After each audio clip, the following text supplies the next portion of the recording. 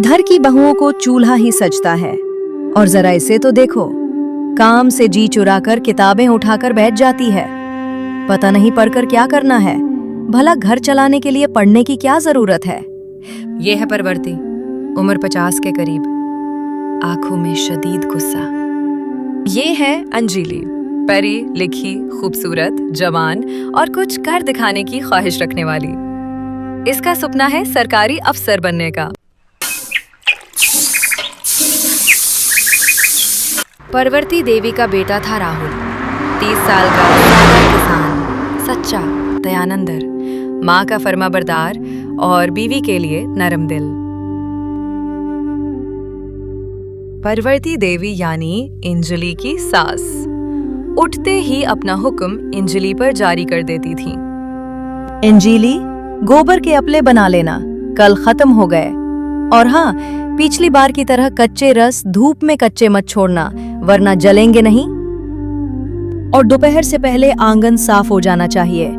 गांव की औरतें आने वाली हैं, घर चमकना चाहिए। अंजलि चुपचाप सर झुकाकर काम में लग जाती थी। उसके मन में किताबों के पन्ने फड़फड़ाते, लेकिन हाथ में झाड़ू और बाल्टी होती।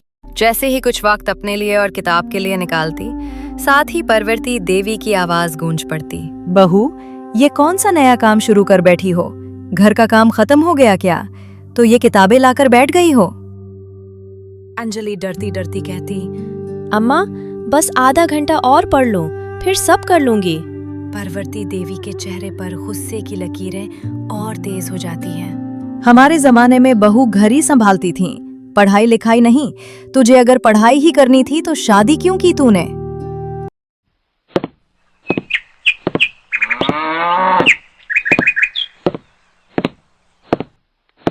अंजलि ने थकी आंखों से आसमान की तरफ देखा, जैसे वो अपने मालिक से कुछ पूछ रही हो। है मेरे मालिक, सितना देखना, क्या हम जैसी औरतों के लिए गुनाह है क्या?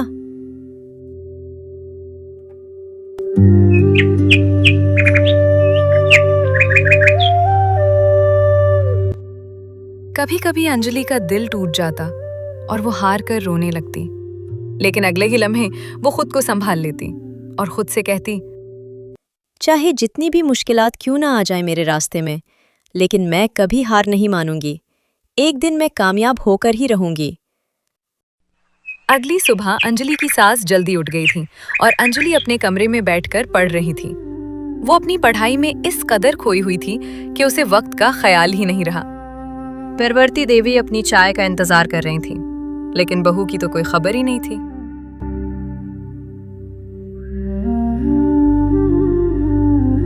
सूरज निकल आया और मुझे अभी तक चाय नहीं मिली। अंजलि ने वक्त देखा तो चूक गई। वो फौरन उठी और अपने कमरे से बाहर निकली। माफ कीजिएगा माँ, मैं अभी चाय लेकर आती हूँ। अरे, तू फिर से किताबें लेकर बैठ गई थी?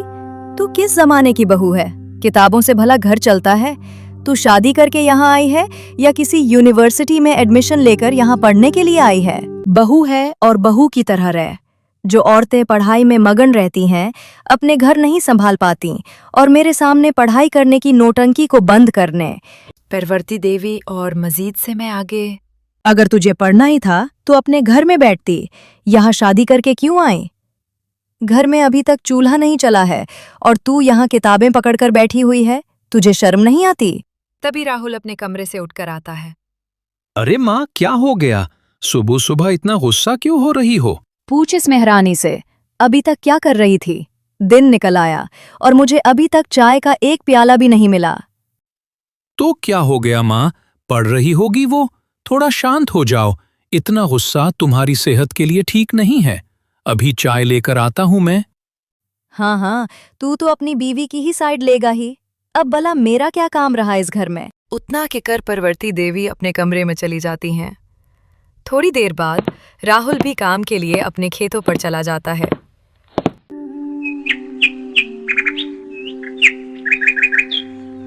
अंजलि घर का सारा काम खत्म करने के बाद अपने कमरे में जा ही रही होती है कि तभी पीछे से परवर्ती देवी की आवाज आती है।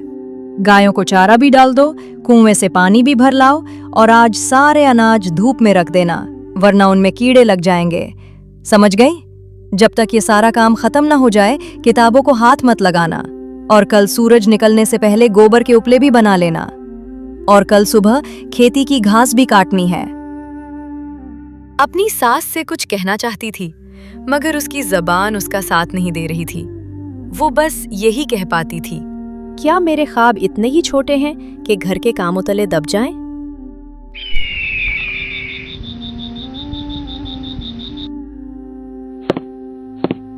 सारा काम खत्म करने के बाद अंजलि अपने कमरे में गई। उसने जैसे ही किताब खोली, उसकी आंखों में आंसू आ गए। उसका जिस्म थक कर चोर हो गया था।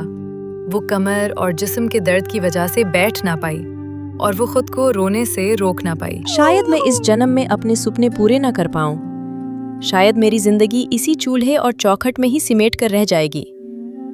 जब राहुल कमरे में आया तो उसने देखा कि अंजलि रो रही है। क्या हुआ अंजलि, तुम रो क्यों रही हो? किसी ने तुमसे कुछ कहा है क्या? अंजलि ने अपने आप को संभालने की कोशिश की, लेकिन अब उसका दुख और तकलीफ रुकने वाले नहीं थे। उसके आंसू थमने का नाम ही नहीं ले रहे थे। मैं अपने सपने पूरे करना चाहती हूँ। मैं पढ़ना चाहती हूँ। हाँ अंजलि, मुझे पता है। क्या तुम्हें किताबों की जरूरत है? तो मैं किताबें ला दूंगा, पर तुम रो क्यों रही हो? मैं बहुत थक जाती हूँ। दिन भर काम की वजह से मुझे वक्त ही नहीं मिलता। अम्मा हर रोज नए से नया काम बता देती हैं ताकि मैं अपना पढ़ ही ना सकूं। जिस्म से तो थक गई हूँ, पर अब मन से भी थक गई हूँ। क्या तुम हर वक्त काम ही करती रहती हो? क्या मेरे खेत पर जाने के बाद तुम्हें बिल्कुल वक्त नहीं मिलता? नहीं मिलता, बिल्कुल भी वक्त नहीं मिलता। शायद मेरे सुपने सुपने ही रह जाएंगे। शायद मैं इसी जमाने में पैदा ही नहीं हुई जहां एक लड़की अपने ख्वाब पूरे कर सके। कहते हैं कि औरत ही औरत की दुश्मन होती है, और आज इस बात को सच होते भी देख लिया। राहुल हैरान रह जाता है। मैंने तो सोचा था कि शादी के बाद अपना सपना पूरा करूंगी, मगर अम्मा जी, ये तो ऐसे है जैसे मेरे सुपने को बोझ ही समझ लिया हो। राहुल कुछ कहना चाहता था, मगर अंजलि आज रुकने वाली नहीं थी। उसकी खामोशी आज लावा बनकर फट गई थी। कोई भी चीज हो तो नाम पहले मेरा होता है। पढ़ने बैठूं तो ताना, सांस लूं तो वो भी गुनाह। मेरी किताबें, मेरी रातें, मेरी आंखों का हर सपना अब मुझे बहुत समझने लगा है। क्या वाकई एक लड़की का सपना सिर्फ शादी तक का ही होता है? क्या बस मैं रोटियां सेकने और झाड़ू पकड़ने के लिए पैदा हुई थी? मैं हार गई। अब मुझसे नहीं होगा। शायद मेरा सपना बस सपना ही रह जाएगा। ऐसा मत बोल अंजलि। मैंने तुझसे शादी सिर्फ इसलिए नहीं की कि तुम रोटियां सेंको, मेरा घर संभालो या मेरी माँ की सेवा करो। मैंने ये शादी इसलिए की थी कि तुम मेरी जिंदगी की साथी बनो। मैंने तुमसे शादी के वक्त वादा किया था कि मैं तुम्हारे हर सुपने पूरे करूंगा। ये तो नहीं कहा था कि सुपने सिर्फ मेरे होंगे और तुम सिर्फ घर संभालोगी। जब तक मैं जिंदा हूं, कोई भी तुझसे तुम्हारा सुपना नहीं छीन सकता। मैं तुझसे वादा करता हूं, अब एक भी दिन ऐसा नहीं जाएगा जब तुम अकेली महसूस करोगी। अगर तुम्हें पढ़ाई करनी है तो मैं घर का सारा काम खुद कर लूंगा और अम्मा को भी समझाऊंगा। अंजलि ने रोते हुए पूछा। लेकिन क्या अम्मा मानेंगी? हाँ, अगर वो मेरी माँ है तो एक दिन जरूर मानेंगी। अगर वो मेरी खुशी चाहती हैं तो उन्हें तुम्हारा सपना भी अपनाना होगा, क्योंकि ये सिर्फ अब तुम्हारा सपना नहीं, हमारा सपना है। उस रात अंजलि की उम्मीद फिर से जाग उठी। राहुल का साथ पाकर जैसे उसे कोई नई ताकत मिल गई हो और वो बिल्कुल सुकून में आ गई थी।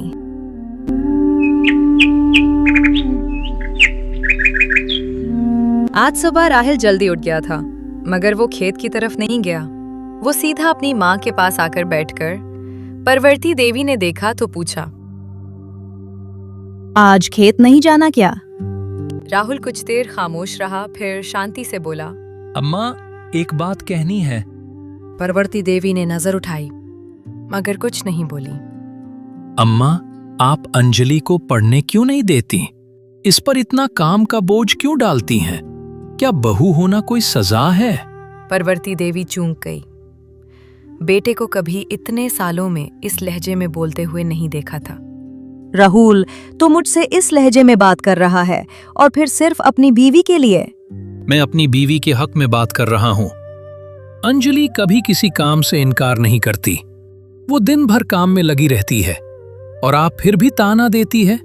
वो पढ़ना चाहती है, कुछ बनाना चाहती है, इसमें क्या बुराई है? परवर्ती देवी छप रहे। उन्हें यकीन नहीं आया कि उनका सीधा सादा बेटा उनके सामने खड़ा हो गया है।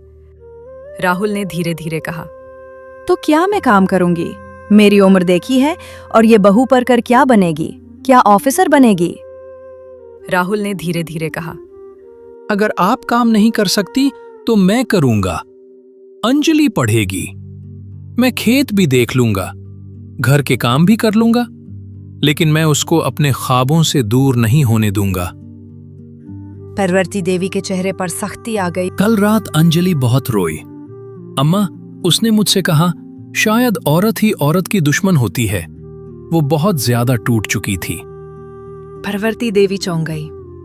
परवर्ती देवी ने कहा, क्या ऐसा बोली बहू? क्यों न बोले अम्मा? आपने कभी उसकी आंखों में झांका है? वो कितना थक जाती है, लेकिन फिर भी आपकी एक आवाज पर दौड़ उठती है। परवर्ती देवी की आंखें थोड़ी नरम पड़ गईं। क्या हर लड़की के ख्वाब सिर्फ चूल्हे में जल जाते हैं? क्या एक लड़की बहू बन जाती है तो उसके पास अपना कोई ख्वाब नहीं रहता? जब बाबूजी इस दुनिया से चले गए थे तो हम दोनों ने मिलकर कितना कुछ संभाला था। आप सुबह उठती, चूल्हा जलाती, मैं खेत पर जाकर काम करता, वापस आकर घर का काम भी करता। परवर्ती देवी की आंखों में वो पुराने आंसू उतर आए। फिर वो सर हिलाकर बोली, हाँ बेटा, बहुत कुछ झेला है हमने। तू तो बचपन से ही समझदार रहा है। जैसे हमने पहले घर संभाला था, वैसे ही मैं चाहता हूं कि हम दोनों अंजलि को उसके सुपने पूरे करने दें। क्या सपना है इसका? पढ़ लिख कर क्या करेगी बहू? अम्मा, उसने अफसर बनने का सपना देखा है। किताबों से लगाव है। ख्वाब औरत का हो या मर्द का, ख्वाब तो ख्वाब होता है। शादी सजा नहीं है कि जो वो अपने सपने को खत्म कर दे। परवर्ती देवी कुछ नहीं बोली। राहुल ने क्यों आगे कहा, अम्मा, आप कहती हैं कि बहू को घर संभालना चाहिए। मैं मानता हूं, लेकिन हम भी तो वो सब कर सकते हैं। क्या अंजलि को एक मौका देने से हमारा घर टूट जाएगा? नहीं अम्मा, ये घर और मजबूत होगा अगर हम उसके साथ खड़े होंगे। परवर्ती देवी की आंखों में आंसू आ गए। पहली बार उसने अपने बेटे की बातों में वो गहराई देखी जो पहले कभी नहीं देखी थी। अगर आप चाहें तो अंजलि कल भी बर्तन मांजेगी और खेतों की मिट्टी उधेगी, लेकिन अगर आप उसकी आंखों की चमक देखना चाहते हैं तो उसे पढ़ने दें। एक दिन वो अफसर बनेगी और लोग कहेंगे, परवर्ती देवी की बहू ने नाम रोशन किया। ठीक है बेटा, मैं कोशिश करूंगी कि बहू को उसके सुपने पूरे करने दूं। तुम मुझसे वादा करो, तुम मुझसे कभी नाराज नहीं होगे और तुम हमेशा मेरे साथ खड़े रहोगे। जब तक सांस है मैं आपका शुक्रगुजार रहूंगा। और अंजलि भी जब अफसर बनेगी सबसे पहले आपके पांव छुएगी। परवर्ती देवी की आंखों में अब करवाहट नहीं, मोहब्बत थी, समझ थी। धीरे धीरे 6 माह गुजर गए। राहुल ने अपना वादा निभाया। वो घर के कामकाज, खेत की देखभाल के साथ साथ अंजलि के साथ हर कदम पर खड़ा रहा। परवर्ती देवी अब अंजलि के साथ काम में हाथ बटाने लगी थी। राहुल ने अपने खेत के पैसों से अंजलि के लिए पुरानी किताबें, पेपर्स और काफ़ी सारी किताबें खरीद कर ला दें ताकि वो सरकारी अफसर की खबरों को समझ सकें। आखिर 2 महीने बाद इम्तिहान का वक्त आ ही गया। अंजलि और राहुल अपनी माँ का आशीर्वाद लेकर शहर के लिए रवाना हो गए। अब बस कामयाबी के दिन का इंतजार था। 1 महीने बाद डाकिये ने घर की चौखट के बाहर आकर आवाज लगाई, ओ राहुल, अंजलि बहू के नाम एक चिट्ठी है। अंजलि की आंखों में इस लम्हे उम्मीद भी थी और बेचैनी भी, दोनों एक साथ। मोहतरमा अंजलि, आपको ज़िले की चेयरमैन के तौर पर मुंतखब किया गया है। आपके फ़राइज़ और जिम्मेदारियों की फहरिस्त मुंसलिक है। इस कामयाबी के लिए मुबारकबाद। इतना पढ़ते ही अंजलि की आंखों से आंसू निकल पड़े और वो फूट फूट कर रोने लगी। प्रवृत्ति देवी भी ये खबर सुनकर बेहद हैरान रह गईं। प्रवृत्ति देवी ने इसे बड़े प्यार से पहली बार कहा, बहू, तुमने हमारे नाम को रोशन कर दिया। माफ कर दो, मैंने तुम पर बहुत जुल्म किया, लेकिन तुमने कभी हार नहीं मानी। अब मैं सबको कहूंगी, मेरी बहू अफसर है। गांव के लोग मिठाई लेने आए। सरपंच आकर कहने लगे, मुबारक हो प्रवृत्ति बहन, आज पहली बार कोई बहू सरकारी अफसर बनी है। आज जो भी बहू पढ़ना चाहे मैं उनका सबसे पहले साथ दूंगी। मेरी बहू ने मुझे ये सिखाया कि सपना ना रिश्ता देखता है, ना उम्र देखता है,